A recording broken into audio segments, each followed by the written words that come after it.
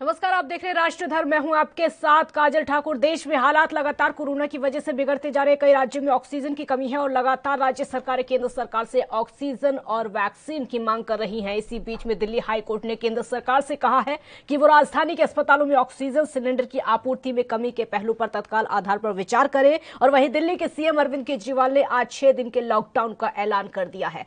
CM Kejriwal ने बताया कि ऑक्सीजन की भारी किल्लत हो रही है। हाईकोर्ट ने केंद्र और आम आदमी पार्टी की सरकार को एक हलफनामा दाखिल करके दिल्ली में कोरोना मरीजों के लिए बेड की अस्पताल वार उपलब्धता बताने को कहा है। और आपको ये बता दें कि कोर्ट ने केंद्र और दिल्ली सरकार से यहां के अस्पतालों में वेंटिलेटर और ऑक्सीजन वाले बेड और बिना इन सुविधाओं की अनुमति का ब्यौरा पेश करने को भी कहा है। सरकार दोनों ही पिछले साल के लॉकडाउन में विफल रही, सबक सीखना चाहिए। दरअसल पिछले साल लॉकडाउन के दौरान हजारों लाखों प्रवासी मजदूर पैदल ही अपने गांव लौटने को मजबूर हो गए थे।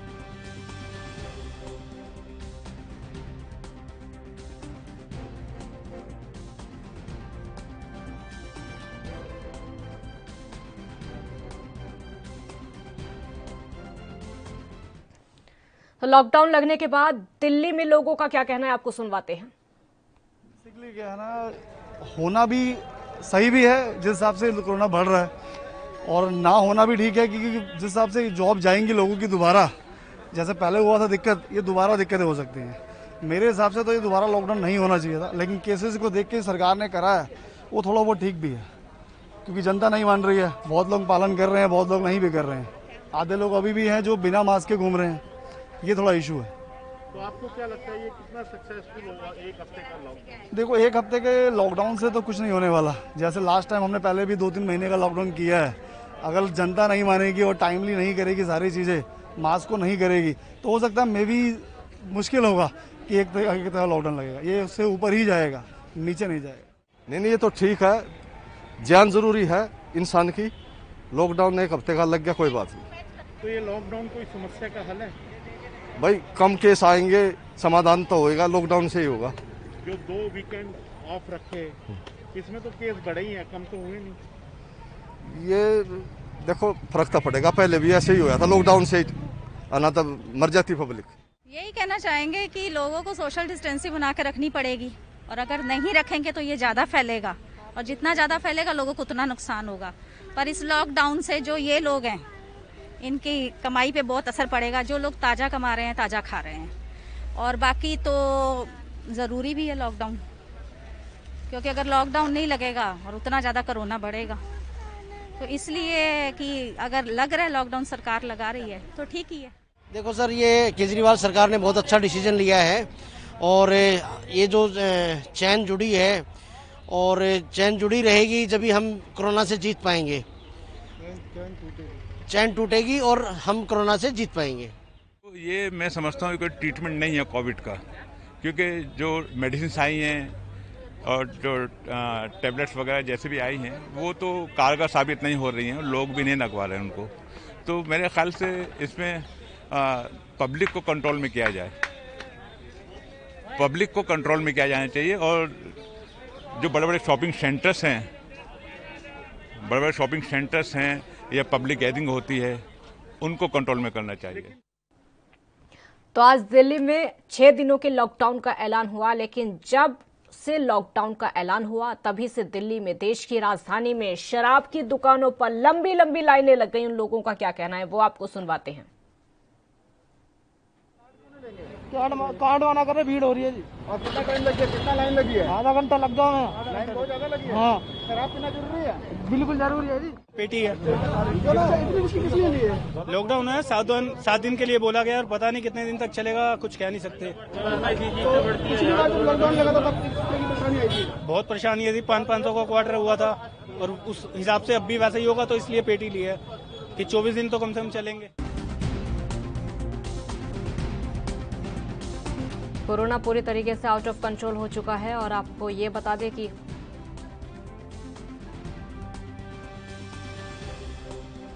इस समय हालात बुरे हो चुके हैं। ऑक्सीजन भी चाहिए और लोग परेशान हैं।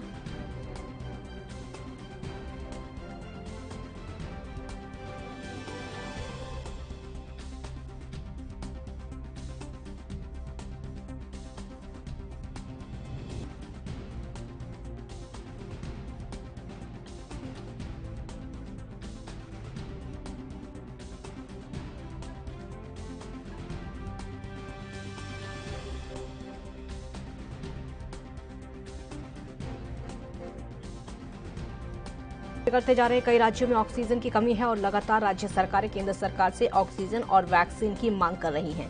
इसी बीच दिल्ली हाईकोर्ट ने केंद्र सरकार से कहा है कि वो राजधानी के अस्पतालों में ऑक्सीजन सिलेंडर की आपूर्ति में कमी के पहलू पर तत्काल आधार पर विचार करें। वहीं दिल्ली के सीएम अरविंद केजरीवाल ने आज 6 दिन के लॉकडाउन का ऐलान कर दिया है। सीएम केजरीवाल ने बताया कि ऑक्सीजन की भारी किल्लत हो रही है।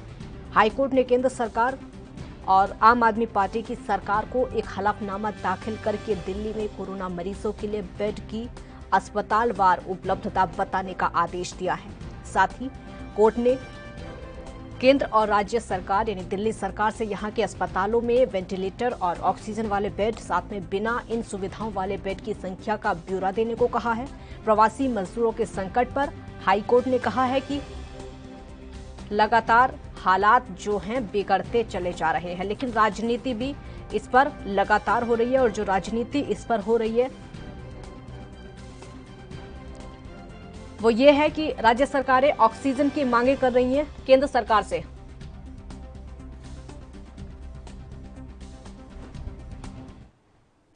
हमारे साथ बहस में शामिल होने के लिए प्रदीप भटनागर बीजेपी का पक्ष रखेंगे। प्रदीप भटनागर जी, बहुत स्वागत है आपका एनबी न्यूज पर।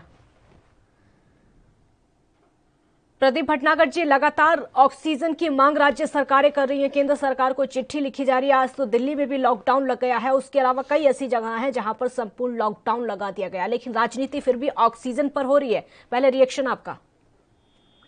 देखिए, ये समय राजनीति करने का नहीं है, काम करने का है।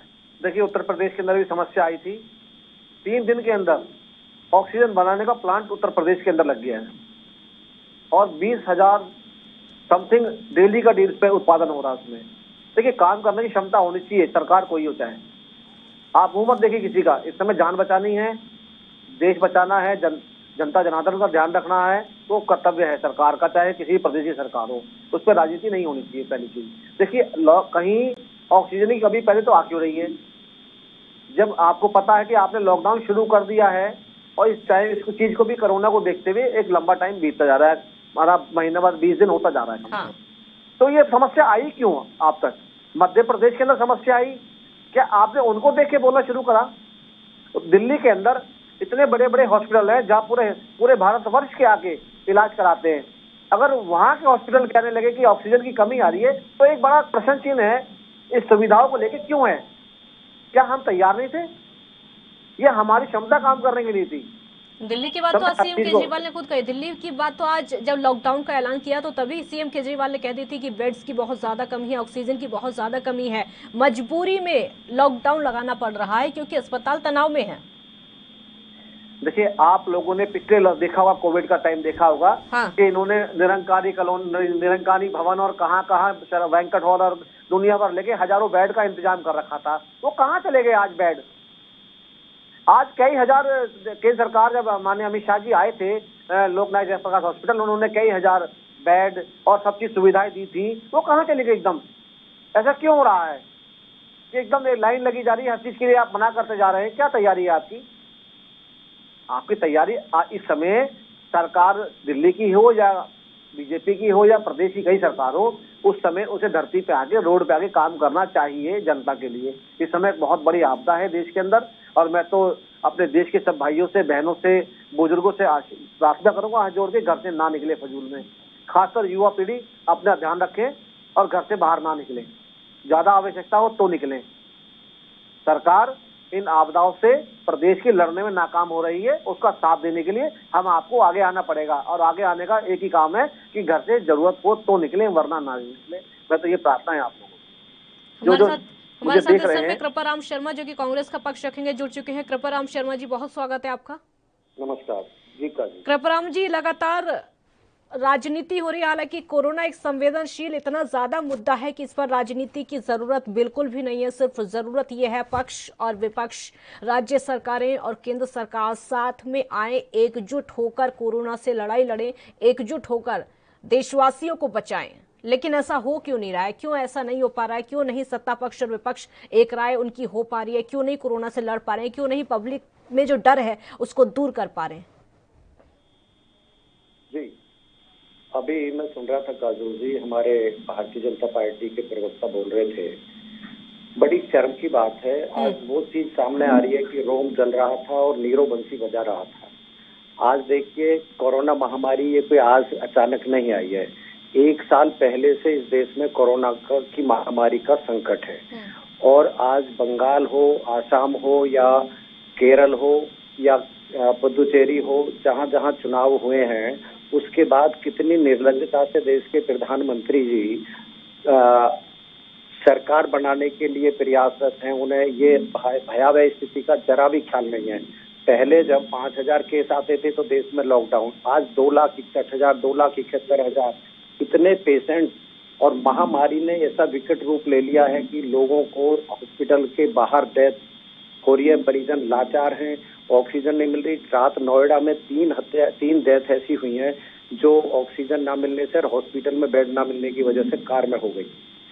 ये स्थिति बहुत भयावह है, और इसकी पूरी जिम्मेदारी केंद्र सरकार की है। केंद्र सरकार बिल्कुल उदासीन बैठी है, और इनको केवल चुनाव से मतलब है। इस महामारी से लड़ने की कोई इच्छा शक्ति सरकार की नहीं है। हाँ, ये बात सही है कि अब पब्लिक को आगे आना चाहिए। हम पुरजोर निवेदन करते हैं कि लोग अपना ख्याल रखें, मास्क लगाएं, उचित दूरी बनाएं, बार बार हाथ धोएं, सैनिटाइज करें। और अब तो ये बता रहे कि हवा से भी संक्रमण फैल रहा है, तो अपने घरों को, दरवाजों को भी सैनिटाइज करें। ये मेरा निवेदन है। ये कांग्रेस पार्टी की तरफ से देश की जनता से, युवाओं से, विशेषकर अपने घरों से बुजुर्गों को, बच्चों को बाहर न निकलने दें।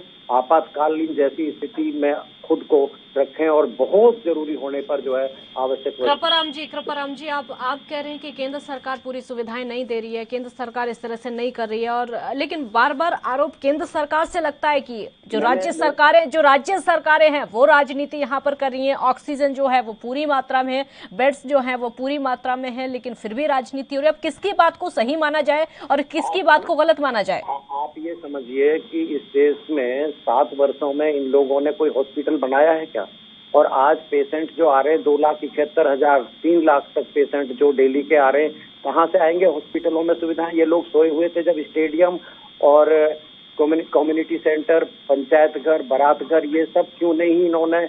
अभी देखिए, धीरे धीरे आज 14-15 दिन हो गए जिस तरीके से संक्रमण दोबारा से फैला है और महामारी का रूप ले चुका है। ये क्यों? प्रदीप भटनागर जी कुछ बोल रहे हैं। एक बार भी देश के प्रधानमंत्री ने इस तरफ ध्यान दिया है? बताइए ना, प्रधानमंत्री जी तो कह रहे हैं आप मध्य प्रदेश के बारे में नहीं बोलेंगे जहाँ शुरुआत हुई है। आप राजस्थान 2nd नंबर पे आ गया, उसके बारे में नहीं बोलेंगे आप।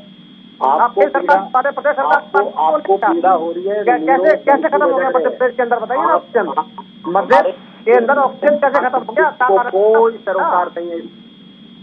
एक ब्रेक के लिए रुकना होगा, आप दोनों की बात पूरी करेंगे, और ब्रेक के बाद सवाल यही होगा कि कोरोना जैसे संवेदनशील मुद्दे पर राजनीति नहीं होना चाहिए, फिर भी राजनीति जमकर हो रही है। छोटा सा ब्रेक, आप देखते रहिए ANB न्यूज।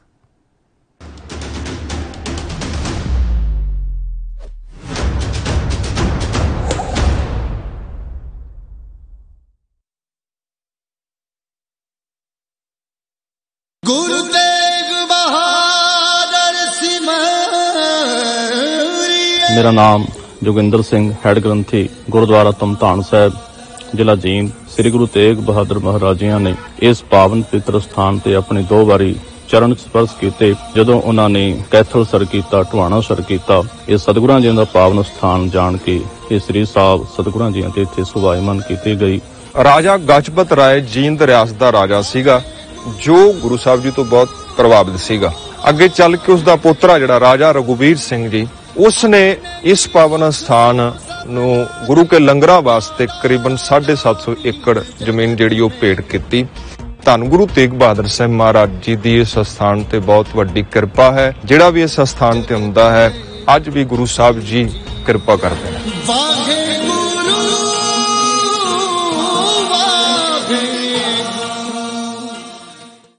क्या आप दुबले पतले कमजोर हैं? आपकी सेहत नहीं बनती, भूख कम लगती है, वजन नहीं बढ़ता? दरअसल मेन बात खाना पीना खाना नहीं है, मेन बात है खाया पिया लगना। और अगर खाया पिया लगेगा ही नहीं तो सेहत बनेगी कैसे?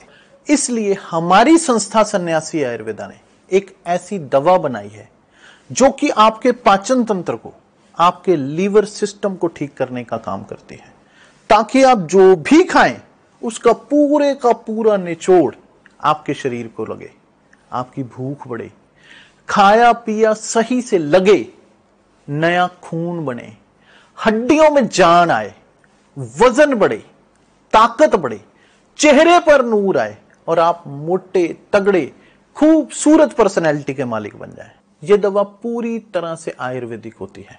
इसका शरीर पर कोई भी साइड इफेक्ट, कोई भी नुकसान या दुष्प्रभाव नहीं होता। लड़के लड़कियां दोनों इसका इस्तेमाल कर सकते हैं और पहले 15 दिन के अंदर ही आपको इसका असर महसूस हो जाएगा।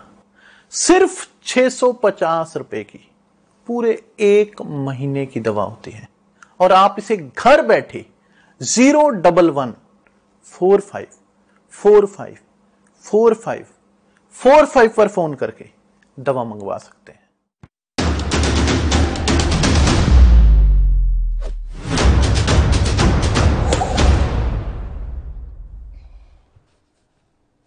ब्रेक के बाद एक बार फिर स्वागत है आपका। तो राजनीति जमकर हो रही है। लॉकडाउन भले ही कई राज्यों में लग चुका हो, पाबंदियां भले ही कई राज्यों में लग चुकी हों, लेकिन अभी भी जो राजनीति है वो जमकर हो रही है।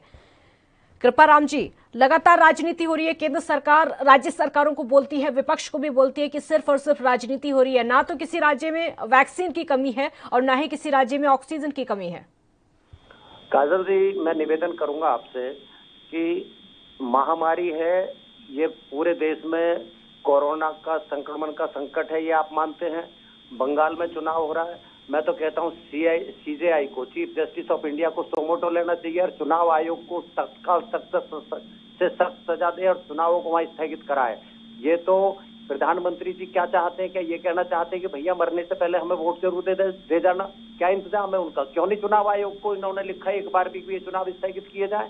आप दोषी को पकड़िए ना। आप क्यों विपक्ष को दोषी ठहरा रहे हैं इस बात के लिए? हम तैयार हैं कोई भी सहयोग करने के लिए महामारी में, और कर भी रहे हैं। हमारी वॉलंटियर्स की टीम लगी हुई है, घर घर जो पीड़ित हैं, जो संक्रमण से पूरा परिवार का परिवार संक्रमित है, उनकी मदद कर रहे हैं, आर्थिक मदद कर रहे हैं, खान पान की मदद कर रहे हैं। और यही समय तगाजा भी है। चुनाव जैसे जो ये अभियान चले हुए, इस पर तत्काल रोक लगनी चाहिए। सीबीआई को सोमोटो लेना चाहिए। कार्यकर्ता काम कर रहे हैं। भारतीय जनता पार्टी के किसी नेता ने कहा है कि महामारी के चुनाव को रद्द किया जाए। घोषणा करिए, कांग्रेस के किसी नेता ने घोषणा करिए, बताइए ना कहाँ कांग्रेस के कार्यकर्ता बताइए। मान्यवर, आप ये बताइए, महामारी का संकट है नहीं है?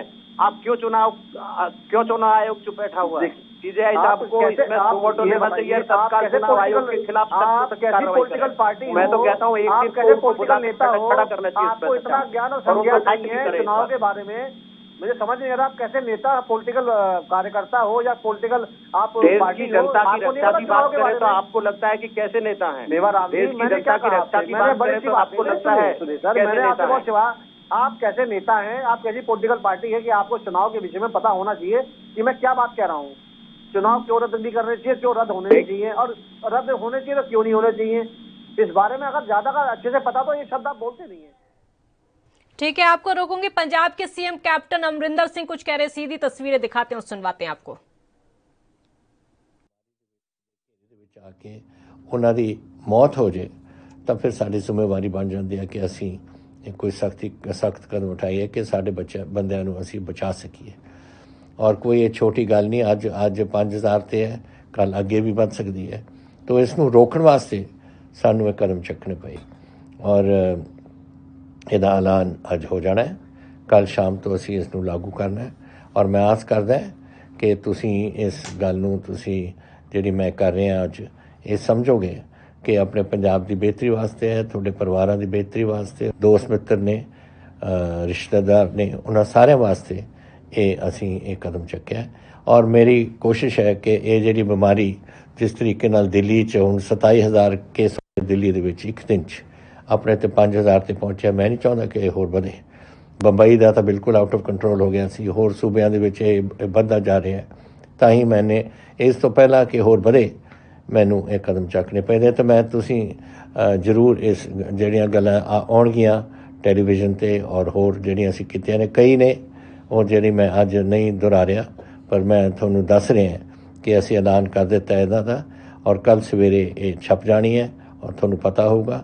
ਔਰ ਤੁਸੀਂ ਪਲੀਜ਼ ਆਪਣੇ ਵਾਸਤੇ, ਆਪਣੇ ਪਰਿਵਾਰਾਂ ਵਾਸਤੇ ਔਰ ਆਪਣੇ ਪੰਜਾਬ ਵਾਸਤੇ ਜ਼ਰੂਰ ਉਹਨਾਂ 'ਤੇ ਅਮਲ ਕਰੋ ਤਾਂ ਕਿ ਆਪਾਂ ਆਪਣੇ ਸੂਬੇ ਨੂੰ ਔਰ ਆਪਣੇ ਲੋਕਾਂ ਨੂੰ ਆਪਾਂ ਬਚਾ ਸਕੀਏ।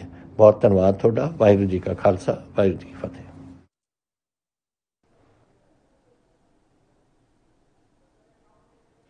तो पंजाब के सीएम को आप सुन रहे थे जो कि कोरोना की स्थिति के बारे में बता रहे थे। वो कह रहे थे कि 23,000 से ज्यादा केस दिल्ली में आ चुके हैं, लेकिन हम वो स्थिति पंजाब में नहीं चाहते। चर्चा पर वापस आते हैं। प्रदीप भटनागर जी, बार बार केंद्र सरकार पर आरोप लगता है, क्यों नहीं केंद्र सरकार इंतजाम करा देती है? ऑक्सीजन क्यों नहीं प्रदेशों को दी जाती है? क्यों नहीं उनको भरपूर मात्रा में वैक्सीन दी जा रही है? ऐसा क्यों लगता है इन कांग्रेस को कि ऊंट के मुंह में जीना? पहली चीज, इनके लिए ये उदाहरण मैं दे रहा हूँ। आज भारतवर्ष के अंदर देखिए, अगर पिछला लॉकडाउन लगा तो सरकार बैठी थी केंद्र के अंदर, उसने 90 लाख परिवारों को भोजन पहुंचाया है। ये क्यों नहीं दिखता इनको? और आज भी जो तैयारी चल रही है, जो भी सुविधाएं दी जा रही हैं केंद्र की तरफ से, क्या पूर्ण रूप से इस विषय में नहीं बताएंगे? आज देखिए, अभी देखिए कैप्टन अमरिंदर सिंह बोल रहे थे, क्या बोला? मध्य प्रदेश के महाराष्ट्र के अंदर आउट ऑफ कंट्रोल हो चुका है। देखिए कितने प्रवासी जो मजदूर वहाँ कार्य कर रहे थे, उनको रोकने में सरकार विफल रही।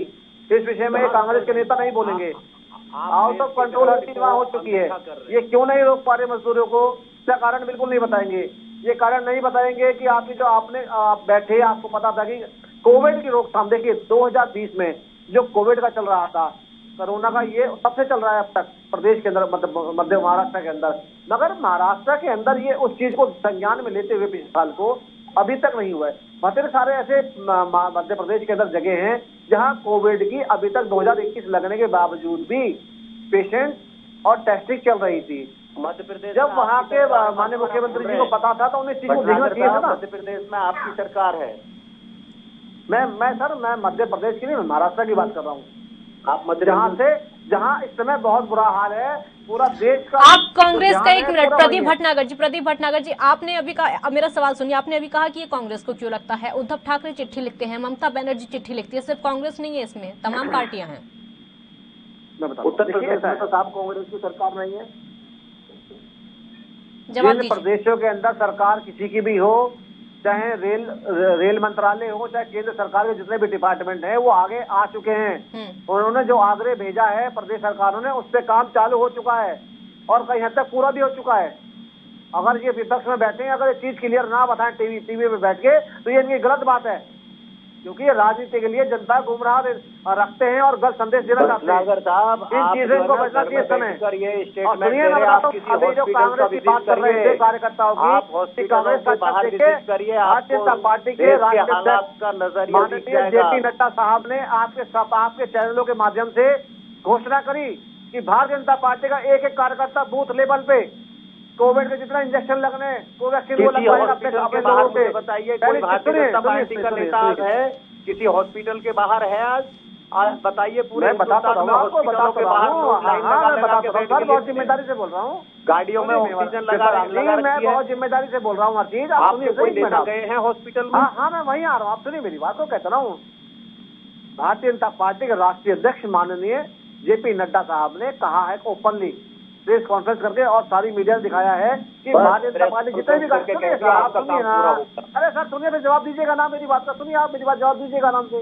क्यों पूरा देश सुन रहा है भटनागर साहब, पूरा देश सुन रहा है। एक एक कार्यकर्ता की ड्यूटी लगा दी बूथ लेवल पे और कोवैक्सीन लगवाने के लिए हम देख रहे हैं हॉस्पिटलों के कोरोना की सुविधाओं के लिए जो पूरा हिंदुस्तान ऐसे काम होता है पार्टियों के अंदर, आपकी तरह काम नहीं होता।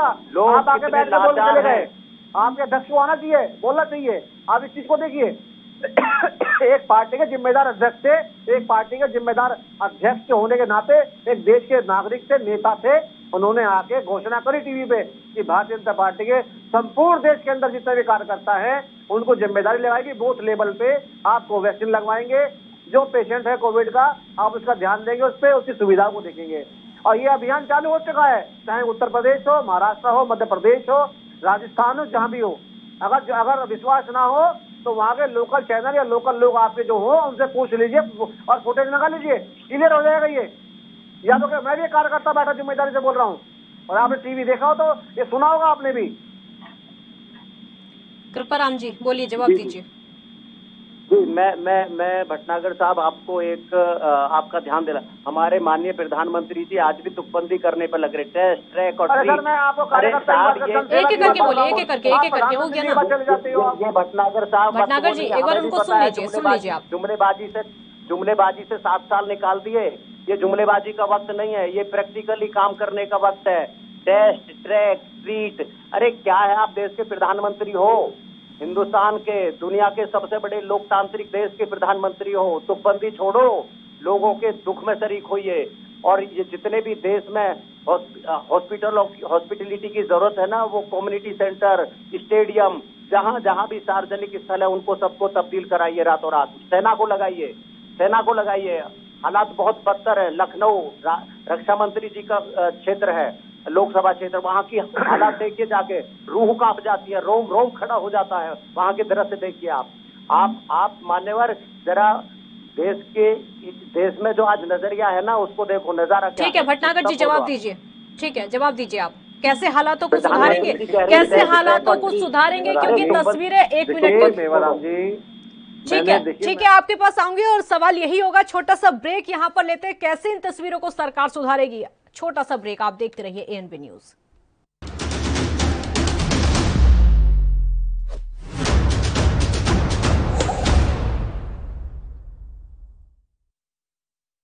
क्या आप दुबले पतले कमजोर हैं, आपकी सेहत नहीं बनती, भूख कम लगती है, वजन नहीं बढ़ता? दरअसल मेन बात खाना पीना खाना नहीं है, मेन बात है खाया पिया लगना। और अगर खाया पिया लगेगा ही नहीं तो सेहत बनेगी कैसे? इसलिए हमारी संस्था सन्यासी आयुर्वेदा ने एक ऐसी दवा बनाई है जो कि आपके पाचन तंत्र को, आपके लीवर सिस्टम को ठीक करने का काम करती है, ताकि आप जो भी खाएं उसका पूरे का पूरा निचोड़ आपके शरीर को लगे, आपकी भूख बढ़े, खाया पिया सही से लगे, नया खून बने, हड्डियों में जान आए, वजन बढ़े, ताकत बढ़े, चेहरे पर नूर आए और आप मोटे तगड़े खूबसूरत पर्सनैलिटी के मालिक बन जाएं। यह दवा पूरी तरह से आयुर्वेदिक होती है। इसका शरीर पर कोई भी साइड इफेक्ट, कोई भी नुकसान या दुष्प्रभाव नहीं होता। लड़के लड़कियां दोनों इसका इस्तेमाल कर सकते हैं और पहले 15 दिन के अंदर ही आपको इसका असर महसूस हो जाएगा। सिर्फ 650 रुपए की पूरे 1 महीने की दवा होती है और आप इसे घर बैठे 01145454545 पर फोन करके दवा मंगवा सकते हैं।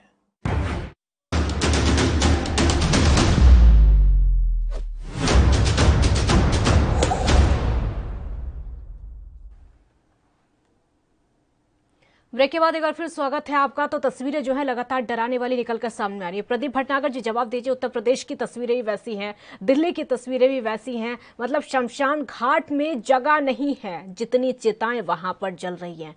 बहुत डराने वाली, बहुत चिंता देने वाली तस्वीरें सामने। कैसे संभाला जाएगा इनको, कैसे संभालेगी देश की सरकार? देखिए सरकार संभालने के साथ साथ जो हमारी देश की जनता है वही शिकार हो रही है। हाँ। और जो हमारे प्रधानमंत्री वही जनता में से आते हैं, और वही जितने नेता हैं, मुख्यमंत्री हैं, मंत्री हैं, सब जनता से निकल के आते हैं। कोई लोहे का नहीं बना हुआ, ना कोई अमर फल खा के आया हुआ है। पहली चीज ये सुरक्षा स्वयं करनी है हमारे को, बचाव स्वयं हमें करना है बाहर की चीजों से और बाहर जाने से। पहला कर्तव्य हमारा है। आप किसी के ऊपर ठीठरा फोड़ते रहिए, आपको जिम्मेदारी बनती है, आपको आसानी से बोल सकते हो आप, मगर जो जिम्मेदारी से आप भाग रहे हो ना, उससे आप भागिए ना, उसको आप फेस कीजिए और उससे लड़िए, और वो हमारा काम है। पहली चीज देखिए, मैंने अपने राष्ट्रीय अध्यक्ष जी के बारे में, मैंने अपने कार्यकर्ताओं के बारे में बताया कि किस तरह हम रोड पे बूथ लेवल पे अपने काम में उतर चुके हैं, मगर कांग्रेस का जवाब नहीं है कांग्रेस के पास, ना दे पाएगी कांग्रेस जवाब। पहली चीज देखिए, आज कोविड का टाइम है, बिल्कुल आपकी हर चीज, हर सवाल, हर उंगली, हर चीज जरूरी है और होनी भी चाहिए, मगर हर चीज की एक सीख होती है जो हम लोग लेते नहीं है। हमारे बहुत बड़ी कमी है इस चीज के अंदर। आज जो देखिए, अगर आज हिंदुस्तान और भारतवर्ष का अगर जागरूक इंसान होता, कोविड से सीखा हुआ होता 2020 की, तो आज चांदनी चौक, सदर बाजार, जितनी भीड़ में रोहतक की मार्केटें हैं, करनाल की मार्केटें हैं, उत्तर प्रदेश लखनऊ की मार्केटें, उसमें भीड़ भड़का ना होता, और ये ना जरूरत पड़ती कि 30 दिन का संपूर्ण लॉकडाउन लगाने का, ना जरूरत पड़ती 26 तारीख 27 तारीख को बंद करने का। प्रधानमंत्री जी से पूछो तो 66 लाख रुपए की ट्रेन बुक करके रैलियों में भीड़ जुटा रहे हैं, उनसे भी पूछिए, ये उनसे भी पूछिए। छोटे छोटे बच्चे लाखों की भीड़ में इकट्ठे हो के जा रहे हैं, उनसे भी पूछिए। आप राहुल जी से पूछ लीजिए, राहुल जी को मंत्रालय देश के प्रधानमंत्री हैं नरेंद्र मोदी जी, राहुल जी को मंत्रालय के बारे में नहीं पता। अरे भाई, ये राहुल जी से पूछ लीजिए, राहुल जी को सरकार के आज 20 बार सॉरी 20 जिम्मेदारी से सांसद हैं, 25 वर्ष से सांसद हैं, उन्हें नहीं पता कि राहुल गांधी ने तो रैलियां भी रद्द कर दी। भटनागर जी राहुल गांधी ने तो रैलियां भी रद्द कर दी, आपने तो वो भी नहीं करी। क्या रैली करेंगे? इनका जनाधार ही नहीं है पश्चिम बंगाल में, रैली करेंगे ये लोग, है क्या ये? अरे जो पैसा आप वहाँ बता रहे हैं, मैं तो कहता हूँ कि चुनाव आयोग इतना, अरे भाई होता तो आप पे रोक लगा देनी चाहिए। आप क्यों नहीं गए? आप एक बार कांग्रेस की तरफ से एक निर्वाचन आयोग भी गया शिकायत करने के लिए, बताइए तो बताइए, महामारी में तो बताइए ना, आपने निर्वाचन आयोग लेटर दिया है कि चुनाव रद्द किए जाए? हाँ बिल्कुल दिया है। किसने दिया? बताइए, नाम बताइए उसका, कौन गया? बताइए नाम, एक का नाम बताइए। आप इस तरीके की प्रदीप भटनागर जी, ठीक है, ठीक है, ठीक है, कोविड के आप जो है आप दोनों ऐसे ही लड़ते रहेंगे तो कुछ भी समझ नहीं आएगा, क्योंकि ये राजनीति का मुद्दा नहीं है। सबसे पहली बात तो ये राजनीति का मुद्दा नहीं है, ठीक है, ठीक है। अब मेरा सवाल सुनिए भटनागर जी, अब मेरा सवाल सुनिए। ये हमारे देश की स्थिति ऐसी हो गई है, ना तो अस्पतालों में जगह है, ना ही शमशान घाट में जगह है। जो प्रवासी मजदूर हैं वो लगातार पलायन कर रहे हैं, दिल्ली से लेकर मुंबई तक पलायन कर रहे हैं। कुछ तो करना होगा ना, कुछ तो करना होगा। सिर्फ लड़ने से काम नहीं चलेगा। राज्य सरकारें और केंद्र सरकारें मिलकर लड़ने लगेगी, अस्पतालों में जगह नहीं है, शमशान घाट में जगह नहीं है। जो मजदूर रोजी रोटी कमाने के लिए दूसरे राज्यों में आते हैं वो लगातार अपने घर जा रहे हैं, क्योंकि उनका रोजगार खत्म हो चुका है, उनको नौकरी से निकाल दिया गया है। ऐसे लड़ने से काम नहीं चलेगा, उनकी परिस्थिति को समझिए आप। देखिए जी, मजदूर जो है उत्तर प्रदेश का, उड़ीसा का, जो काम करने के लिए महाराष्ट्र, पंजाब, राजस्थान जाता है, उसकी बेकदरी पहले भी हुई थी और ऐसे दिल्ली में जाके बेकदरी हुई थी। अरविंद जी केजरीवाल ने उन्हें आनंद विहार दिल्ली बॉर्डर पे छोड़ दिया था यूपी में मारने के लिए। सुनिए भाई साहब, आपके राजस्थान में रोटी नहीं दी गई थी, आपके मजदूर तो चाहिए आपको विकास के लिए, अगर आप रोटी नहीं दे सकते। ठीक है भटनागर जी, अब आपने अरविंद केजरीवाल पर ठीकरा फोड़ दिया। पहले तो पूरे देश में केंद्र सरकार ने लॉकडाउन लगाया था, अब वो ठीकरा आप किस पर फोड़ेंगे? अभी जो सवाल करा मजदूरों का, जो हम दे रहे थे मजदूरों को रोका नहीं जा सकता, उनके खिलाफ ऐसा क्यों हो रहा है? पलायन हो रहा है, आप पलायन क्यों नहीं रोक पा रहे? पहले भी अगर माननीय योगी आदित्यनाथ जी का सरकार अगर पहल नहीं करती तो हजारों बसें भेज के जिले तक नहीं पहुंचाती। पिछली बार उत्तर प्रदेश। ठीक है, कृपाराम जी को बोलने दीजिए, वो कुछ बोलना चाह रहे हैं, बहुत देर से बोलना चाह रहे हैं। बोलिए कृपाराम जी, आप बोलिए। ठीक है काजल जी, मैं भटनागर साहब से पूछ रहा हूँ कि कहते हैं ना, जिसकी बीते यूं वो करे क्यों। आपका काम तो लफाजी से चल रहा है, आप दिए जलवा सकते हैं, आप ताली बजवा सकते हैं, आप थाली बजवा सकते हैं, आप हॉस्पिटलिटी नहीं कर सकते। आज समय है भाई साहब, राजनीति मत करो, मत ये बखान करो। आज कहिए कि सेना को उतारिए, हॉस्पिटल की व्यवस्था करिए। एक छोटा सवाल है बीच में, आज लोग शमशान घाट में गए थे, शमशान घाट में एक गैस हुई और 3 लोगों को हम लेके बैठे हुए थे, 4-4 घंटे इंतजार करना पड़ा हमें। मेरा एक बहुत छोटा सवाल है आपसे, थाली किसके लिए बजवाई गई थी? दीपक किसके लिए जलवाए गए थे? क्या ताली बजाने से, थाली बजाने से कोरोना रुक गया? किसके लिए बजवाए गए थे बताइए ना आप। अरे तो प्रधानमंत्री जी बताएंगे ना, अरे नरेंद्र मोदी आप जी बताइए ना, आप क्यों नहीं बताएंगे? नहीं आप बताइए ना, बताने वाले तो आप बोल रहे हैं। मैं इसलिए कह रहा हूँ कि रोज एक एक करके बोलेंगे तो ज्यादा अच्छा होगा। राजनीति यहाँ पर ना हो तो सही है। गई थी, ये कोरोना योद्धाओं के लिए बजाई गई थी। काजल जी बताइए इनको, ये कांग्रेसियों के कान में जो रुई घुसी हुई है ना, बताइए थाली और ताली क्यों बजवाई गई थी? ये शहीद होगा कोरोना का योद्धा, जिन्होंने आपकी सेवा करी, सैनिटाइज कराया आपके रोडों को, आपके घर को, उनके ताली और थाली बजवाई गई थी। शर्म आनी चाहिए आपको इन चीजों को। आज कहाँ चले गए देश के प्रधानमंत्री? कहाँ सोए हुए हैं? देश में हाहाकार मच रहा है। वो बंगाल चुनाव में कह रहे कि भैया वोट जरूर दे देना मरने से पहले। इच्छा शक्ति का अभाव है। भटनागर जी जवाब दीजिए। एक तरफ तो ठीक है, मैं कृपाराम जी मैं आपका ही सवाल लेके जा रही हूँ। भटनागर जी, एक तरफ तो ये तस्वीरें निकलकर सामने आती है, दिल्ली से भी, उत्तर प्रदेश से भी, लगभग सभी जगह से शमशान घाट में चिताएं जल रही हैं। इतना बड़ा शमशान घाट नहीं है जितनी ज्यादा चिताएं वहां पर जल रही हैं। वहीं दूसरी तरफ देश के प्रधानमंत्री रैली कर रहे हैं बंगाल में जाकर। कैसी तस्वीर है ये, क्या कहेंगे? काजल जी पहली चीज, पूरा देश इसकी निंदा कर रहा है, पूरा देश इसकी निंदा कर रहा है। सुनिए बता रहा हूँ, देखिए पूरा देश निंदा क्या करेगा इसके लिए, चुनाव चल रहे हैं। इन्होंने तो चादर ऐसी ओढ़ ली है बेशर्मी की, कोई फर्क नहीं पड़ता। जनता मरती रहे, इन्हें चुनाव से। अरे भाई आप अपने जो कृपाराम जी आपका ही सवाल मैंने उनसे सवाल पूछा, एक बार सुन लीजिए। ठीक है, आपके पास आती हूँ, फिर जवाब दीजिए। जो अभी आपने बात करी कि जलने के लिए अर्थी कम पड़ रही है, क्या करना चाहिए? पूरे भारतवर्ष में हर कोने में क्या शमशान घाट बताने चाहिए? अगर आपदा आई है, समस्या आ रही है, उससे लड़ाई लड़ी जा रही है ना। बच्चों के पार तक दे दी गई चीजों के लिए। क्या आप लोगों की मंशा ये थी कि हर कोने पे, हर मोहल्ले के बाहर शमशान घाट बना दिया जाए? आप क्या सवाल करते हैं? आप क्या जवाब उसकी आप सवाल उनका ये नहीं है, सवाल उनका भटनागर जी आपने सवाल गलत ले लिया। भटनागर जी आपने सवाल गलत ले लिया। उन्होंने ये पूछा था, एक मिनट सुनिए, उन्होंने ये पूछा था कि एक तरफ शमशान घाट की तस्वीरें, दूसरी तरफ देश के प्रधानमंत्री बंगाल में रैली कर रहे। तस्वीर अच्छी है ये?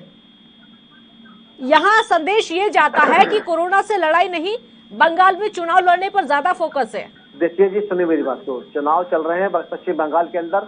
भारतीय जनता पार्टी के अलावा सारी पार्टियां चुनाव लड़ रही हैं, रैली कर रही है। पहली चीज, जो कार्यक्रम तय हो गए हैं, जो जनता जनार्दन आ चुकी है अपने नेता को देखने के, उसके लिए गई। और जो जितनी रैलियां हुई हैं, और वो सोशल डिस्टेंसिंग पूरी तरह पूर्ण रूप से सैनिटाइज करके और मास्क के अलावा नहीं हुई है। वो तो तस्वीरों में दिख रहा है वो कितनी सोशल डिस्टेंसिंग है। नहीं बिल्कुल दिखाया, आप लोगों ने दिखाया, आपके माध्यम से।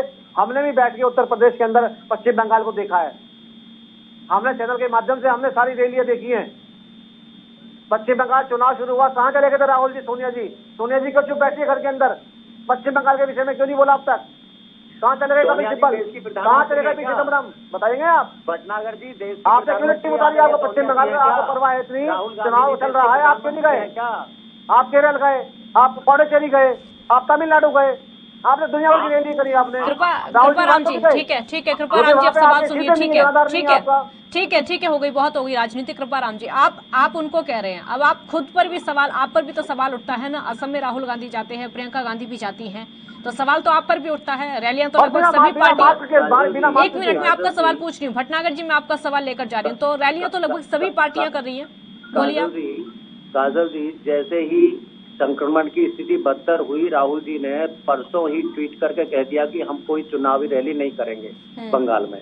मैं ये कहता हूँ कि इन लोगों को बहुत आसान तरीका ये है, ये हर चीज के लिए नेहरू जी को, इंदिरा जी को, राजीव गांधी को, इनको सबको जिम्मेदार ठहरा देते हैं। आज भी इनकी पार बसाए तो ये संक्रमण के लिए अभी भी कह रहे सोनिया जी क्यों बैठी हैं? सोनिया जी देश की प्रधानमंत्री है क्या मान्यवर? राहुल गांधी जी देश के प्रधानमंत्री है क्या? राष्ट्रीय अध्यक्ष नहीं है? पार्टी के राष्ट्रीय अध्यक्ष, जिम्मेदार राष्ट्रीय अध्यक्ष नहीं है? तभी तो पूरे देश में, पूरे हिंदुस्तान में कांग्रेस का कार्यकर्ता लगा हुआ है। तामीरदारों की सोनिया जी मदद के लिए उनकी सेवा के लिए लगा हुआ है। आपको ना कहने से पहले सोचना चाहिए। हमने तब भी और अब भी मैं कहता रहा हूँ पीड़ितों के क्या साथ भारतवर्ष के प्रति मैं कह रहा हूँ कि हमने 500 बस उस समय राष्ट्रीय अध्यक्ष और उनके कार्यकर्ताओं की कोई जिम्मेदारी नहीं है। जो आपके मुख्यमंत्री ने, हमारे माननीय मुख्यमंत्री योगी जी ने उनको बॉर्डर पे खड़े करके ड्राइवरों को भी मारा और सारी गाड़ियां बंद करा दी। अरे कैसी सरकार है आपकी, कैसा मजाक है ये? मजाक तो मीडिया दिखाए, राहुल जी कैसे गिर जाते हैं, राहुल जी कैसे गिर जाते हैं रामलीला की तरह ड्रामा करते हुए घास पे, वो भी सबने देखा है। इस समय भाई साहब ये वक्त नहीं है जो आप बात कर रहे हो। सवाल आपने क्यों करी ये बात, आपने क्यों बात छेड़ी है? सवाल इस समय देश के मौजूदा प्रधानमंत्री है, कांग्रेस के नेताओं से देश के गृह मंत्री में जाएंगे, देश के इस तरह की बातों का कोई मतलब नहीं है। ठीक है, इस तरह की बातों का कोई मतलब नहीं है भटनागर जी। ठीक है, इस तरह की बातों का फिर कोई मतलब नहीं रह जाता। अगर इस तरह की बातें होंगी तो कोई मतलब नहीं रह जाता। मुद्दे पर आते हैं वापस। मुद्दे पर मुद्दा यही है कि जो राज्य सरकारें लगातार चिट्ठी आपको लिख रही हैं, ऑक्सीजन की मांग कर रही है, कब उनको ऑक्सीजन मिलेगी, पहले ही बताइए। देखिए, दिल्ली के अंदर पूर्ति शुरू हो चुकी है और सारी डिमांड रात तक, सुबह तक पूरी हो जाएंगी।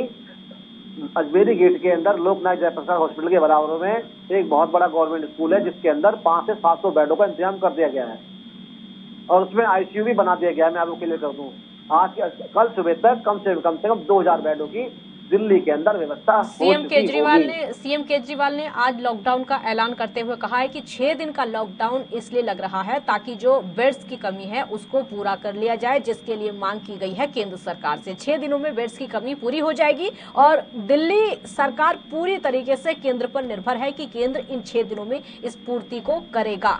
क्या उम्मीद करे देश और दिल्ली वासी? भटनागर जी।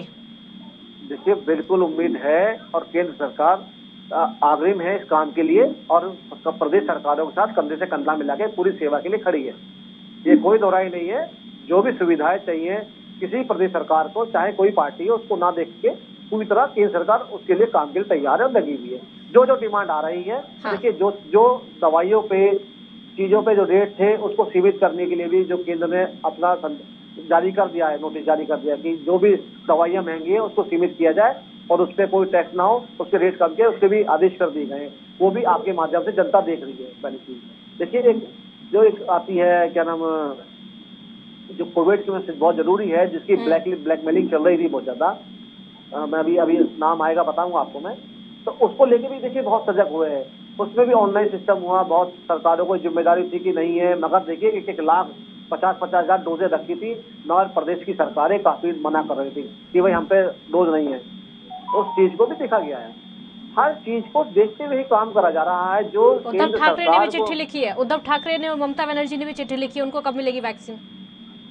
वैक्सीन पहुंच चुकी है, उन्होंने ये क्लियर कर दिया है। आप अगर देखेंगे तो उनको ऑक्सीजन की भी मांग की है, ऑक्सीजन की भी मांग की है। ऑक्सीजन तो पहुंच चुकी है, यहाँ तो ट्रेन भी चली गई, पहुंच भी गई ग्रीन कॉरिडोर बना के। फिर क्यों बार बार कहा जाता है कि कमी पड़ रही है, कमी पड़ रही है? वही तो कह रहा हूँ ना, ऐसा होता है कि एक जो पक्ष में विपक्ष में जो बैठा है ना, उसको इस समय राजनीति नजर आ रही है, उसको मदद या हेल्पिंग नहीं दिख रही है कि जनता को आगे आगे हेल्प करनी चाहिए। उन्हें तो राजनीति दिखाई। ठीक है, अगला सवाल प्रदेश के अंदर केंद्र में सरकार बैठी है, उसको नीचे कैसे दिखाया जाए, किस बहाने से दिखाया जाए, इन चक्करों में लगे हैं केवल ये। कृपाराम जी, आप महाराष्ट्र की सरकार में हैं, इसलिए सवाल आपसे भी है। अगर केंद्र सरकार पूर्ति कर रही है तो फिर राजनीति क्यों राज्य सरकार की तरफ से? काजल जी, देखिए, ये संवेदनहीन सरकार है केंद्र में। मैं एक चीज बताऊंगा, आपका ध्यान आकर्षण करूंगा कि जब ये संक्रमण पिछले साल फैला था तो पीएम केयर फंड की का सृजन हुआ था और पूरे देश में लोगों ने इस बीमारी से लड़ने के लिए दिल खोल के उसमें फंड दिया। आज पूरे हिंदुस्तान के एक भी व्यक्ति को अधिकार नहीं है कि वो ये पूछ ले कि वो पैसा कहाँ है। और इतनी निर्लज्ज सरकार आई है, वो इतना अमाउंट था कि ये समय रहते 1 साल का टाइम इनको मिला उस फंड के बाद। आज देश के हालात इतने बदतर ना होते, आज जितने स्टेडियम है वो कोविड हॉस्पिटलों में तब्दील हुए होते, उसमें सारी फैसिलिटीज होती। लेकिन मैं तो फिर अपील करूंगा आपके माध्यम से, देश की जनता बहुत संवेदनशील है। जिस प्रकार कोविड से लड़ने के लिए पीएम केयर फंड में दान दिया, वो आज भी अपना दिल खोल के दान करने के लिए तैयार है और अपनी सेवा के लिए तैयार है। अब तो भगवान ही इस देश का मालिक है, इस सरकार से हमें कोई उम्मीद नहीं। आपको उम्मीद नहीं है? मेरा सवाल आप सुनिए। मैंने जो आपसे सवाल पूछा, मैंने सवाल ये पूछा कि केंद्र सरकार कह रही है बार बार हम राज्यों की हेल्प कर रहे हैं, हम लगातार वैक्सीन पहुंचा रहे हैं, लगातार हम ऑक्सीजन पहुंचा रहे हैं, फिर भी राज्य सरकारें राजनीति क्यों कर रही हैं? मेरा सवाल ये है। यदि अपनी किसी चीज की मांग करते हो केंद्र से कोई वो झुंझुना नहीं मांग रहे, वो केंद्र को टैक्स देते हैं, इसलिए अपना हक मांग रहे हैं। और वो यदि ऑक्सीजन की और दवाइयों की जरूरत के हिसाब से मांग कर रहे हैं तो इसमें राजनीति नहीं आनी चाहिए, राजनीति का रूप नहीं देना चाहिए इसको। किस बात की राजनीति है? यदि वो किसी अभाव की पूर्ति के लिए केंद्र सरकार को मांग कर रहे हैं तो इसमें राजनीति कहाँ? राजनीति तो जब होती कि वो उनके पास चीज है फिर भी मांगे जाते, वो जो चीज है ही नहीं राज्य सरकारों के पास उसकी मांग कर रहे हैं तो फिर राजनीति कैसी? ये तो हमारी केंद्र सरकार को इतनी इंसानियत मानवता तो होनी चाहिए कम से कम अपनी राज्य सरकारों को। राज्य सरकार भटनागर जी आपका जवाब दे रहे हैं। भटनागर जी हक मांग रही है राज्य सरकारें अपना केंद्र सरकार से, और उनका हक है। कई बार बेशरम कई बार लैंग्वेज यूज कर चुके हैं। एक जनता की सरकार सरकार तो बैठी है, आपको मैं आप कई बार बोल चुके हैं, आप बेशरम बता देता हूँ आपको। देखिए प्रदेश बच्चे महाराष्ट्र के अंदर ऑक्सीजन खत्म होने के बाद क्यों मांगी जाती है, पहले क्यों नहीं मांगी गई?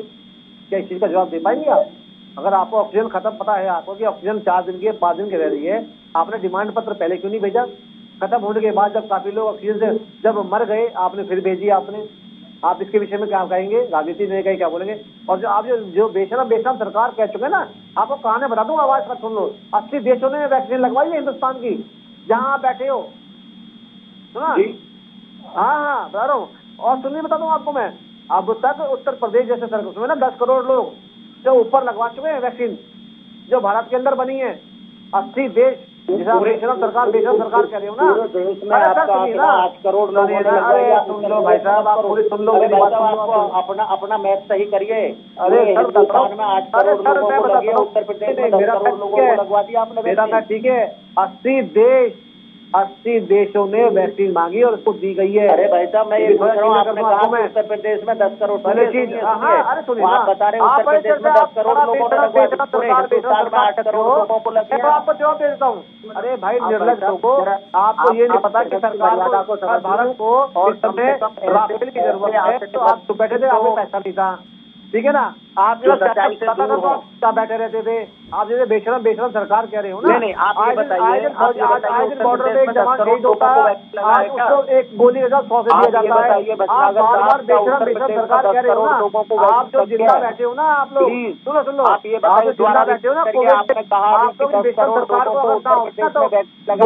वही भारत के रोडों में हिंदुस्तान में 8 करोड़ लोगों को आप बेशरम सरकार बोल रहे हो। आप ये बताइए उत्तर प्रदेश में आप कह रहे हैं अभी कि 10 करोड़ लोगों को वैक्सीन लगी, क्या आपका आंकड़ा दुरुस्त है? 10 करोड़ लोगों को बिल्कुल आंकड़ा दुरुस्त है, बिल्कुल आंकड़ा दुरुस्त है। आप जाइए नेट पे देखिए लोगों को उत्तर प्रदेश में लगे, हिंदुस्तान में कितने लोगों को लग गई? बहुत एक बार लैंग्वेज यूज कर सके ना, बेशरम प्लीज आप ये बताइए हिंदुस्तान में कितने लोगों को लग गई? आप लोग जो है, आपको शर्म नहीं है कि आप लोग जो है आप 2G 3G बैठ के सोनिया जी गांधी परिवार पूरा जमाना तो बताएंगे, और जब आप आंकड़े ही बेहूदगी के बताएंगे, आप बेहूदगी से आप जो तरीके बोल रहे हो, नहीं आप बेशरम खुद हो गया, आप जो बेशरम दूसरी सरकार को बोल रहे हो, आप इसे ठीक है, बहसबाजी नहीं, ऐसे कुछ समझ नहीं आ रहा। ठीक है, और कृपाराम जी आपका बहुत शुक्रिया, आप हमारे साथ जुड़े, क्योंकि समय की कमी भी मेरे पास है। भटनागर जी अगला सवाल मेरा सुनिए, क्योंकि वैक्सीन की बात हो रही थी और वैक्सीन की बात हो रही, तो इसीलिए मेरा सवाल है।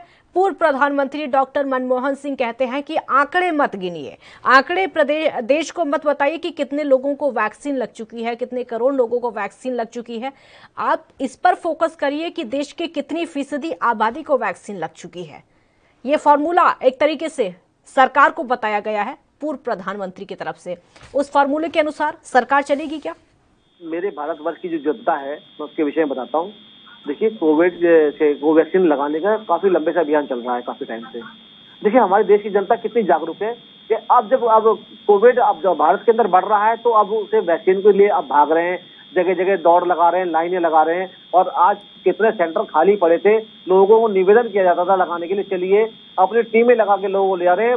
यहाँ तक कि भारतीय जनता पार्टी के कार्यकर्ता को लगाई ड्यूटी, एक कार्यकर्ता कम से कम एक दिन में 40-50 लोगों को लेके आएगा सेंटर पे वो वैक्सीन लगवाने के लिए। देखिए हमारी जनता कितनी आवश्यकताओं को देखते हुए भागती है। अगर ये चीजें जागरूक होते हमारे भारतवर्ष के युवा बुजुर्ग महिलाएं और अपने समय से अपना वैक्सीन लगवाने जाते तो आज ये नौबत नहीं आती। पहली चीज, अगर चीजें जब दिख रही कि हमारे यहाँ भारतवर्ष के अंदर अब हमारे कोविड दोबारा से फैला जा रहा है, फिर अगर जागरूकता नहीं है तो फिर ये किसकी कमी है? यहाँ पर भी सवाल उठता है, जागरूकता नहीं है तो कमी किसकी? आप किसी कमी बताएंगे? प्रधानमंत्री आ रहे हैं, भारत के रक्षा मंत्री आ रहे हैं, राष्ट्रपति स्वयं टीवी पे लगवा रहे हैं, प्रचार प्रसार कर रहे हैं, और बताइए कमी किसकी है? जनता अपनी कमी कभी नहीं मानेगी क्या? हम कोई आप मीडिया तंत्र ने इतना अभियान चलाया कोविड के इंजेक्शन के लिए, वो कम है क्या? और जो पार्टियों जिन्होंने हुमर फैलाना चाहा कि ये पानी है, ये फलाना है, ये गलत है, इसमें ये मिला हुआ है, वो मिला हुआ है, आपने उसके विषय में बताया? आज उनको जरूरत है इंजेक्शन की, उन्होंने लगवाया। जनता के आगे खुद टीवी पे आके प्रधानमंत्री लगवाया। लोगों ने क्या कहा? देखो प्रधानमंत्री दिखा रहे हैं वैक्सीन लगा के, अपना प्रचार कर रहे हैं टीवी पे आके। क्या चुपचाप नहीं लगा सकते थे? उसमें भी राजनीति लोगों को नजर आई? नहीं, वो जनता को जागरूक करने के लिए माननीय प्रधानमंत्री ने इंजेक्शन लगाया आगे कि देखिए मैं भी अगर कोवैक्सीन लगवा रहा हूँ कोविड के लिए तो आप भी लगवाइए। मगर कल के चक्कर में आज जो है, इतना प्रचार करने के बाद भी जागरूकता की कमी है। इतना प्रचार हो चुका है, टीवी पर दिखाई देते हैं प्रधानमंत्री वैक्सीन लगवाते हुए, कई जो मंत्री हैं वो भी दिखाई देते हैं, फिर भी जागरूकता की कमी है, फिर भी जागरूकता की कमी है। आपसे एक निवेदन है मेरा, आपसे कमेंट चाहूंगा मैं, मुझे नहीं कहना चाहिए। आप किसी कमी नजर आती है आपको? थोड़ा सा आईना दिखाएं आप ही। नहीं, कमी 1 मिनट में आपको बताती हूँ। मैं आपको बताती हूँ, अगर इतना प्रचार करने के बाद भी कमी है तो सरकार पर भी सवाल उठता है। क्यों? या तो फिर प्रचार सही से नहीं हो पा रहा है। 1 मिनट सुनिए, या तो प्रचार ही सही से नहीं हो पा रहा है, या तो प्रचार करने में कमी है कुछ ना कुछ, क्योंकि दिक्कत कहीं ना कहीं है, या फिर पब्लिक में कंफ्यूजन है। पब्लिक में कंफ्यूजन वैक्सीन को लेकर भी है और वैक्सीन की स्पष्टता को लेकर भी कंफ्यूजन है। लोगों को तो अफवाहें उनमें तो ये भी है कि वैक्सीन लगने के बाद भी कोरोना हो रहा है। लोग इस बात को लेकर भी कंफ्यूज है, इस बात को लेकर भी डर का माहौल है। किसी को अगर किसी में थोड़े बहुत सिम्टम्स दिखाई भी देते हैं तो जल्दी से हॉस्पिटल कोई नहीं जाता है। कहीं ऐसा ना हो कि रिपोर्ट कोरोना पॉजिटिव आ जाए और हॉस्पिटल में भर्ती होना पड़े। आपने मेरे सवाल का जवाब नहीं दिया। मैंने आपसे कहा बिल्कुल देश के प्रधानमंत्री जी को घर घर स्वयं जाना चाहिए बोलने के लिए, भैया कोवैक्सीन लगवाइए। बिल्कुल बात सही कह रहे हैं बिल्कुल आपको, मगर आपने मेरे सवाल का पूर्ण रूप से जवाब नहीं दिया। जो मैंने कहा, आपके इलेक्ट्रॉनिक माध्यम से, आपके टीवी के माध्यम, चैनल के माध्यम से आज 6 महीने से ऊपर हो गया है कोवैक्सीन का एडवर्टाइजमेंट करते हुए, दिखाते हुए, ट्रायल भी दिखाया और मंत्री लेवल के लोगों ने अपने कोवैक्सीन का ट्रायल दिया। क्या वो एक अभियान नहीं था आगे बढ़ के चलने का? ठीक है, हमारे साथ इस समय डॉक्टर नरेश चावला जुड़ चुके हैं। डॉक्टर नरेश, बहुत स्वागत है आपका एनबी न्यूज पर। नमस्कार डॉक्टर नरेश, ये ऐसा समय है डॉक्टर की सलाह भी बहुत ज्यादा जरूरी हो जाती है, क्योंकि जब बीमारी होती है तो सीधे सबसे पहले जो याद आती है वो डॉक्टर की ही याद आती है। आज दिल्ली में हालात ये हो गए हैं कि पहले वीकेंड लॉकडाउन लगा हुआ था, वीकेंड कर्फ्यू लगा हुआ था, वो प्रभावी नहीं हो पाया, कुछ भी नहीं उससे हो पाया। आज 6 दिनों का लॉकडाउन सरकार को लगाना पड़ा है क्योंकि मजबूरी हो गई। पहले आपका रिएक्शन, क्या कहेंगे देशवासियों को? देखिए, इस टाइम ना विपदा ऐसी है, जो विपदा आज से शुरू नहीं हुई है, प्रैक्टिकली 1.5-2 महीने से शुरू हो चुकी थी और हमारी आंखों के सामने ना चाहते हुए भी, चाहे कारण सरकार के हों चाहे जन जनार्दन के हों, ये तकलीफ बढ़ती चली रही है। और दुख की बात यह है मैडम कि ये तकलीफ अभी और बढ़ती ही जा रही है। तो इस टाइम तो हम इतना ही कहेंगे, जो हमारी सारी रिसोर्सेज हैं, हमारी एनर्जीज हैं, हमारी ताकतें हैं, उन सबको हम इकट्ठा करें, चाहे वो राष्ट्रीय स्तर की हों, चाहे वो राज्य स्तर की हों, चाहे वो डिस्ट्रिक्ट स्तर की हों, चाहे वो NGOs की हों, चाहे हमारी डॉक्टर्स की संस्था इंडियन मेडिकल एसोसिएशन, जिसके भी 3 लाख डॉक्टर कोरोना वॉरियर्स की तरह लगे हुए हैं। और मैं कहूँगा जो भी हमारे फ्रंट लाइन वॉरियर्स हैं, चाहे पुलिस वाले, चाहे म्यूनिसिपैलिटी वाले, ये सब लोग मिल के काम करें, क्योंकि आपको शायद इस बात का एहसास है भी और शायद और भी ज्यादा होना चाहिए। अभी विपदा कम से कम 15, 20, 25 दिन बहुत आतंक मचाएगी, उसके बाद हम सोचते हैं कि शायद कोई जोर चलाएगा। उसके लिए वैक्सीन भी लगवाई जाए। वैक्सीन अभी सिर्फ मात्र 10% लोगों को लगी है, ऑलमोस्ट 13-13 करोड़ लोगों को, तो उसको भी अब बढ़ाया जाए, 18 से लेकर 45 साल के लोगों को लगाया जाए, प्लस इसको वो अपस्किल किया जाए। जो कुछ एसेंशियल ड्रग्स की कमी हुई है उसकी ब्लैक मार्केटिंग रोकी जाए। लेकिन इस टाइम कोई ना राजनीतिकरण का समय है हमारे पास, इस टाइम तो सब लोग जो भी हैं, जो भी कुछ कंट्रीब्यूट कर सके as a citizen of India अपनी किसी भी कैपेसिटी में वो कंट्रीब्यूट करें। वो हम आप सारी एनर्जीज को इकट्ठा करके राष्ट्रीय स्तर पे एक टास्क फोर्स हो, राज्य स्तर पे एक टास्क फोर्स हो, हर डिस्ट्रिक्ट पे टास्क फोर्स हो, आवरली बेसिस पे, हर घंटे के बेसिस पे, हर दिन के बेसिस पे इसको मॉनिटर किया जाए। आपका बहुत शुक्रिया हमारे साथ जुड़ने के लिए। प्रदीप भटनागर जी, आपका भी बहुत शुक्रिया हमारे साथ जुड़ने के लिए। तो कोरोना की स्थिति लगातार बढ़ती जा रही है, हालात लगातार खराब होते जा रहे हैं। पंजाब के सीएम कैप्टन अमरिंदर सिंह ने कोरोना को लेकर क्या कुछ कहा, सीधे वो सुनवाते हैं आपको। ਵੀਰੋ ਤੇ ਭੈਣੋ, ਅੱਜ जैसे ਤੁਹਾਨੂੰ पता है सारे देश ਦੇ ਵਿੱਚ एक कोविड ਦਾ बहुत बढ़ावा हो गया। बहुत मरीज जा रहे ने, दिन पर दिन वध रहे ने। ਬੰਬਈ ਦੇਖ ਲਓ, ਦਿੱਲੀ ਦੇਖ ਲਓ, ਹੋਰ ਜਗ੍ਹਾ ਦੇਖ ਲਓ, ਔਰ ਆਪਣੇ ਪੰਜਾਬ 'ਚ ਕਾਫੀ ਕਾਬੂ ਦੇ ਵਿੱਚ ਹੁੰਦਾ ਸੀ। ਔਰ ਪਿਛਲੇ ਕੋਈ 10-12 ਦਿਨਾਂ ਤੋਂ ਅਸੀਂ 3000 ਦੇ ਗੇਟ ਛੁੰਦੇ ਸੀ। ਇਹ ਰਾਤ ਕੱਲ੍ਹ ਦਾ ਦਿਨ ਇਹ 5000 ਬੰਦਿਆਂ 'ਤੇ ਆ ਗਿਆ, ਇਹ ਬਿਮਾਰੀ ਲੱਗ ਗਈ ਹੈ। ਔਰ ਸਾਡੇ 66 ਬੰਦਿਆਂ ਦੀ ਆਪਣੀ ਇਸ 'ਚ ਮੌਤ ਵੀ ਹੋਈ ਹੈ। ਸੋ ਅੱਜ ਸਾਨੂੰ ਕੁਝ ਕਦਮ ਚੱਕਣੇ ਪਏ, ਜਿਹੜੇ ਮੈਂ ਹੁਣ ਮੀਟਿੰਗ ਤੋਂ ਬਾਅਦ ਐਲਾਨ ਕੀਤੇ ਨੇ। ਉਹ ਅਖਬਾਰਾਂ ਦੇ ਵਿੱਚ ਆ ਜਾਣਾ ਹੈ, ਟੈਲੀਵਿਜ਼ਨ ਦੇ ਉੱਪਰ ਆ ਜਾਣਾ ਹੈ। ਮੈਨੂੰ ਪਤਾ ਹੈ ਕਿ ਕਿਸੇ ਨੂੰ ਸਖਤੀ ਦੀ ਪਸੰਦ ਨਹੀਂ ਹੁੰਦੀ, ਲੇਕਿਨ ਕਦੇ ਕਦੇ ਜਦ ਐਸੇ ਕੋਈ ਹਾਲਾਤ ਬਣ ਜਾਣ ਜਿੱਥੇ ਸਾਡੇ ਲੋਕ ਇਹਦੇ ਵਿੱਚ, ਇਸ ਬਿਮਾਰੀ ਦੇ ਵਿੱਚ ਦੇ ਘੇਰੇ ਦੇ ਵਿੱਚ ਆ ਕੇ ਉਹਨਾਂ ਦੀ ਮੌਤ ਹੋ ਜਾਏ, ਤਾਂ ਫਿਰ ਸਾਡੀ ਜ਼ਿੰਮੇਵਾਰੀ ਬਣ ਜਾਂਦੀ ਹੈ ਕਿ ਅਸੀਂ ਕੋਈ ਸਖਤ ਕਦਮ ਉਠਾਈਏ ਕਿ ਸਾਡੇ ਬੰਦਿਆਂ ਨੂੰ ਅਸੀਂ ਬਚਾ ਸਕੀਏ। ਔਰ ਕੋਈ ਇਹ ਛੋਟੀ ਗੱਲ ਨਹੀਂ। ਅੱਜ 5000 ਤੇ ਹੈ, ਕੱਲ੍ਹ ਅੱਗੇ ਵੀ ਵੱਧ ਸਕਦੀ ਹੈ। ਤਾਂ ਇਸ ਨੂੰ ਰੋਕਣ ਵਾਸਤੇ ਸਾਨੂੰ ਇਹ ਕਦਮ ਚੱਕਣੇ ਪਏ ਔਰ ਇਹਦਾ ਐਲਾਨ ਅੱਜ ਹੋ ਜਾਣਾ ਹੈ। ਕੱਲ੍ਹ ਸ਼ਾਮ ਤੋਂ ਅਸੀਂ ਇਸ ਨੂੰ ਲਾਗੂ ਕਰਨਾ ਹੈ ਔਰ ਮੈਂ ਆਸ ਕਰਦਾ ਕਿ ਤੁਸੀਂ ਇਸ ਗੱਲ ਨੂੰ ਤੁਸੀਂ ਜਿਹੜੀ ਮੈਂ ਕਰ ਰਿਹਾ ਅੱਜ ਇਹ ਸਮਝੋਗੇ ਕਿ ਆਪਣੇ ਪੰਜਾਬ ਦੀ ਬਿਹਤਰੀ ਵਾਸਤੇ ਹੈ, ਤੁਹਾਡੇ ਪਰਿਵਾਰਾਂ ਦੀ ਬਿਹਤਰੀ ਵਾਸਤੇ, ਦੋਸਤ ਮਿੱਤਰ ਨੇ, ਰਿਸ਼ਤੇਦਾਰ ਨੇ, ਉਹਨਾਂ ਸਾਰਿਆਂ ਵਾਸਤੇ ਇਹ ਅਸੀਂ ਇਹ ਕਦਮ ਚੱਕਿਆ।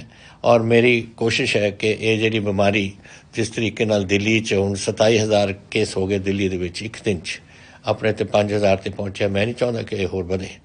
ਬੰਬਈ ਦਾ ਤਾਂ ਬਿਲਕੁਲ ਆਊਟ ਆਫ ਕੰਟਰੋਲ ਹੋ ਗਿਆ ਸੀ, ਹੋਰ ਸੂਬਿਆਂ ਦੇ ਵਿੱਚ ਇਹ ਵੱਧਦਾ ਜਾ ਰਿਹਾ। ਤਾਂ ਹੀ ਮੈਨੇ ਇਸ ਤੋਂ ਪਹਿਲਾਂ ਕਿ ਹੋਰ ਵਧੇ ਮੈਨੂੰ ਇਹ ਕਦਮ ਚੱਕਣੇ ਪੈਂਦੇ। ਤਾਂ ਮੈਂ ਤੁਸੀਂ ਜ਼ਰੂਰ ਇਸ ਜਿਹੜੀਆਂ ਗੱਲਾਂ ਆਉਣਗੀਆਂ ਟੈਲੀਵਿਜ਼ਨ 'ਤੇ ਔਰ ਹੋਰ ਜਿਹੜੀਆਂ ਅਸੀਂ ਕੀਤੀਆਂ ਨੇ, ਕਈ ਨੇ ਉਹ ਜਿਹੜੀ ਮੈਂ ਅੱਜ ਨਹੀਂ ਦੁਹਰਾ ਰਿਹਾ, ਪਰ ਮੈਂ ਤੁਹਾਨੂੰ ਦੱਸ ਰਿਹਾ ਕਿ ਅਸੀਂ ਐਲਾਨ ਕਰ ਦਿੱਤਾ ਇਹਨਾਂ ਦਾ ਔਰ ਕੱਲ੍ਹ ਸਵੇਰੇ ਇਹ ਛਪ ਜਾਣੀ ਹੈ ਔਰ ਤੁਹਾਨੂੰ ਪਤਾ ਹੋਊਗਾ। ਔਰ ਤੁਸੀਂ ਪਲੀਜ਼ ਆਪਣੇ ਵਾਸਤੇ, ਆਪਣੇ ਪਰਿਵਾਰਾਂ ਵਾਸਤੇ ਔਰ ਆਪਣੇ ਪੰਜਾਬ ਵਾਸਤੇ ਜ਼ਰੂਰ ਉਹਨਾਂ 'ਤੇ ਅਮਲ ਕਰੋ ਤਾਂ ਕਿ ਆਪਾਂ ਆਪਣੇ ਸੂਬੇ ਨੂੰ और अपने लोगों को आप बचा सकिए। पंजाब के सीएम कैप्टन अमरिंदर सिंह को आप सुन रहे थे, जो कि कोरोना की स्थिति के बारे में बता रहे थे। उन्होंने साफ तौर पर कहा कि जिस तरीके के हालात दिल्ली में हो चुके हैं, हम नहीं चाहते कि पंजाब में वैसे हालात हो। राष्ट्रधर्म में फिलहाल इतना ही। आप देखते रहिए ANB न्यूज़। नमस्कार।